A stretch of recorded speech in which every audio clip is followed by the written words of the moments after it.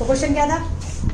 Y covalent bond compound are not good conductor of electricity? तो answer क्या है? Because they are formed by sharing electrons. They are formed by sharing electrons. Doesn't have free to conduct. ठीक है. Next आता है आपके पास question, कौन सा था दूसरा, कि ये बहुत सॉलिड क्यों नहीं होते? Same answer, they are not strongly bounded, their force of attraction is very less. हमने एक लाइन पढ़ी थी ना, इनके बीच के फोर्स ऑफ अट्रैक्शन क्या होता है? बहुत कम. जिनका भी फोर्स ऑफ अट्रैक्शन कम होगा, बचपन में पढ़ा तुमने. सॉलिड सॉलिड क्यों होता है? क्योंकि उनके बीच के पार्टिकल्स का फोर्स ऑफ अट्रैक्शन ज्यादा होता है. लिक्विड लिक्विड क्यों होता है? उनके बीच के फोर्स कम होता है. गैस गैस क्यों होती है? भाई उनके बीच में फोर्स ऑफ अट्रैक्शन बहुत कम होता है उनके पार्टिकल्स के बीच में. दैट्स व्हाई वो गैस होती है, उसके पार्टिकल इधर से उधर मूव करते रहते हैं. तो गैस गैस क्यों होती है? सॉलिड सॉलिड क्यों होता है? लिक्विड लिक्विड क्यों होता है? उसका सबका रीजन यही था ना कि पार्टिकल्स के बीच में क्या होना चाहिए?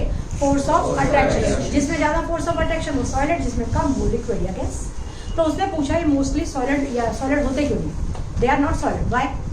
तो उसका रीजन क्या लिखोगे? Because the force of attraction between particles are very less. क्या रीजन है? The force of attraction between particles are very less. दो चीजें हो गई, दो रीजन उसके रीजन में आ गया. ठीक है. थर्ड क्वेश्चन है कि भाई इनका बॉइलिंग पॉइंट, अच्छा तुम बताओ इसका आंसर क्या सोचते हो? उनका बॉइलिंग पॉइंट मेल्टिंग पॉइंट कम होता है, ये तुमने याद किया फीचर? उसमें भी हमने बताया था कि ज्यादा होता है, तो ज्यादा होता है का कारण बता दिया था. इसमें कम होता है, कम होने का कारण मेल्टिंग पॉइंट बॉइलिंग पॉइंट कम होता है. क्यों? Good one.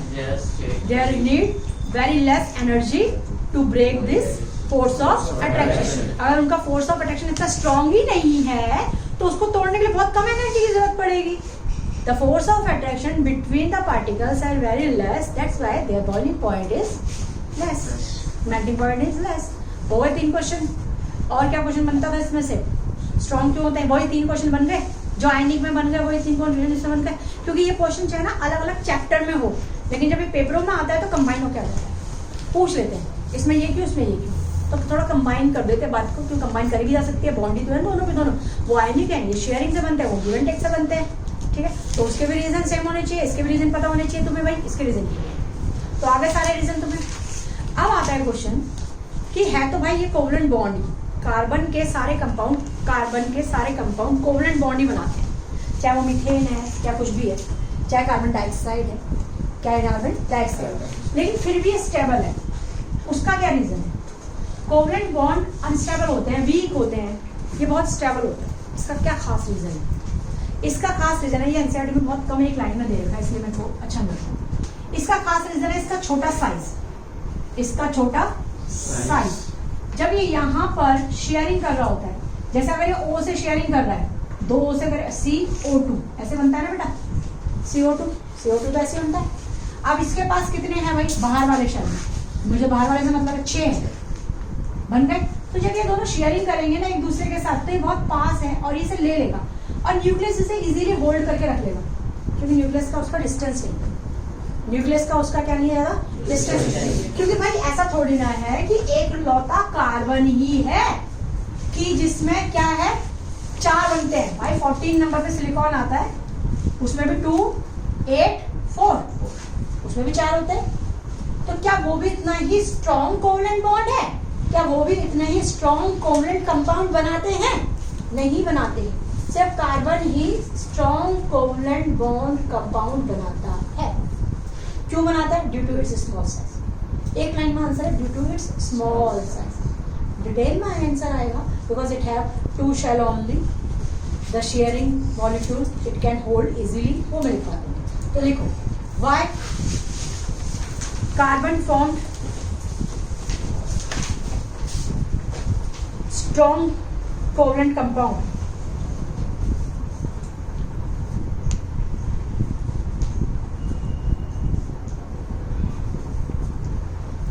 बोलो answer. Due to its small size, due to the small size of carbon atom. यहीं से शुरू कर दो. Due to the small size of carbon atom, their nuclei hold the share pair of electron. ध्यान से लिखना line. Their nuclei nuclei क्यों? Nucleus का प्लूरल है।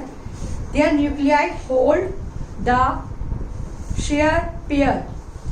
शेयर पेयर मतलब शेयर किया हुआ पेयर को, share pair of electron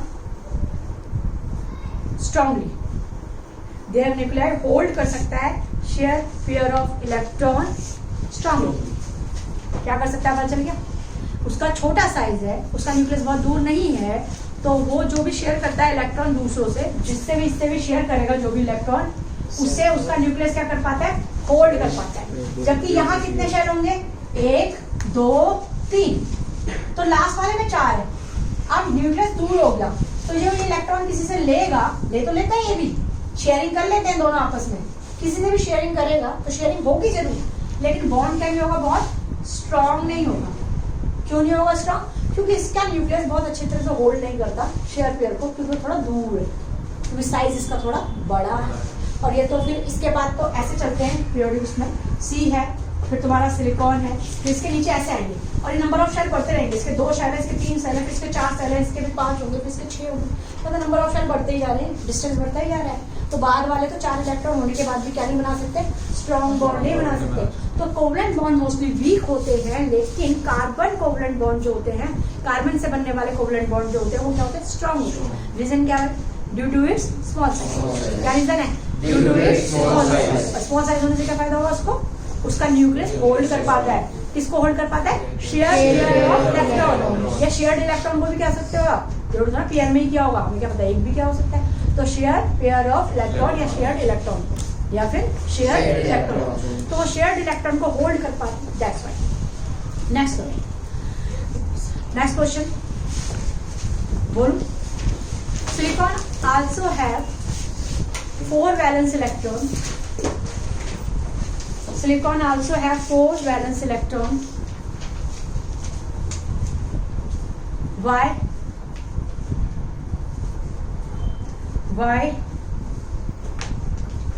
Their covalent compounds are not stable or strong. Stable or strong.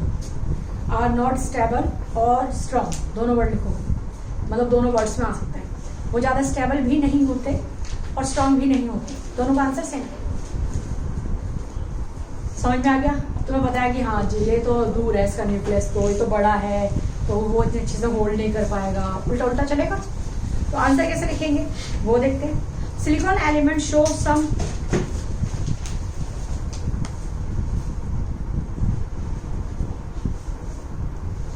या silicon atom form compound with silicon atom form covalent compounds, but they are not so strong or stable. Not so strong or stable. ये भी covalent compound बनाते हैं, but not so strong or stable because